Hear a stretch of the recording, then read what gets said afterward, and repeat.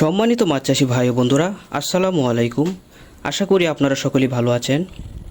স্বাগতম জানাচ্ছি আমাদের চ্যানেলে, যেখানে আমরা আধুনিক ও লাভজনক কৃষি ও খামার প্রযুক্তি নিয়ে আলোচনা করে থাকি। আজকে যে বিষয়টি নিয়ে আপনাদের সাথে আলোচনা করব তা হলো পাঙ্গাস মাছের চাষ পদ্ধতি।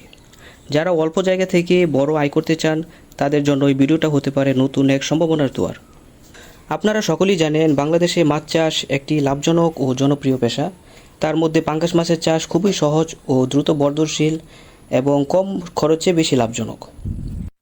আজকের ভিডিওতে আমরা জানাবো কিভাবে সঠিক পাঙ্গাস মাছের চাষ করলে আপনি কম জায়গা থেকেই ভালো আয় করতে পারেন ইনশাল্লাহ। তো সম্মানিত মাছ চাষি ভাইরা, আশা করব ভিডিওটা না টেনে পুরো ভিডিওটা দেখবেন। পাঙ্গাস একটি জনপ্রিয় মিঠা পানির মাছ। এটি দ্রুত বড় হয় এবং 5 থেকে 6 মাসের মধ্যেই বাজারজাত করা যায়। এই মাছ রোগ প্রতিরোধ ক্ষমতাও ভালো এবং খাবারের খরচ তুলনামূলক খুবই কম।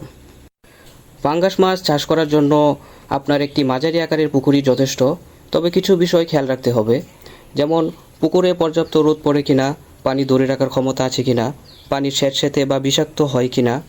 পুকুরের গভীরতা 4 থেকে 5 ফুট হলে সবচেয়ে ভালো হয়। তবে একটি জিনিস মনে রাখবেন, পুকুর খনন করার পর ভালোভাবে চুন প্রতি শতকে 1 কেজি ও গোবর প্রতি শতকে 5 থেকে 7 কেজি মিশিয়ে 7 দিন রোদে শুকিয়ে নিতে হবে। মাছের স্বাস্থ্যের উপর পানির গুণমান সরাসরি প্রভাব ফেলে, তাই প্রতি 15 থেকে 20 দিনে 20 থেকে 30% পানি পরিবর্তন করা উচিত। এতে করে পানির দূষণ কমে এবং অক্সিজেনের পরিমাণ বাড়ে। পুকুরে যদি অতিরিক্ত গ্যাস বা দুর্গন্ধ দেখা যায়, তবে চুন ব্যবহার করে তা নিয়ন্ত্রণ করা যেতে পারে। পুকুরে অক্সিজেন নিশ্চিত করতে কখনো কখনো এরিয়েটর বা পানি ছিটানোর ব্যবস্থা নেওয়া যেতে পারে, বিশেষ করে যদি মাছের ঘনত্ব বেশি হয়। পাঙ্গাস মাছের দ্রুত বৃদ্ধির জন্য প্রয়োজন সুষম ও পর্যাপ্ত খাদ্য। শুরুতে ঘরে তৈরি খাদ্য যেমন চালের গুঁড়া, সরিষার খৈল, মাছের গুঁড়া ইত্যাদি ব্যবহার করা যেতে পারে।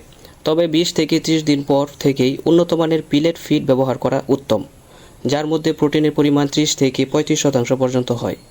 খাদ্য দিনে 2 বার সকাল ও বিকালে দিতে হয়।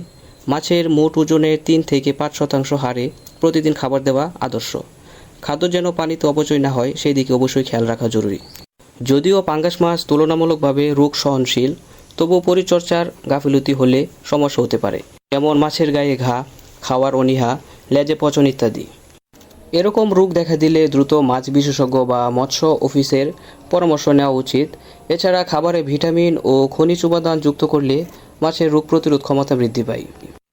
তো সম্মানিত মাছ চাষি ভাইরা, এভাবে পরিচর্যা করলে মাছগুলো প্রায় 5 থেকে 6 মাস পর বিক্রির উপযোগী হয়ে ওঠে। প্রতিটি মাছ গড়ে 1 থেকে 1.5 কেজি হয়ে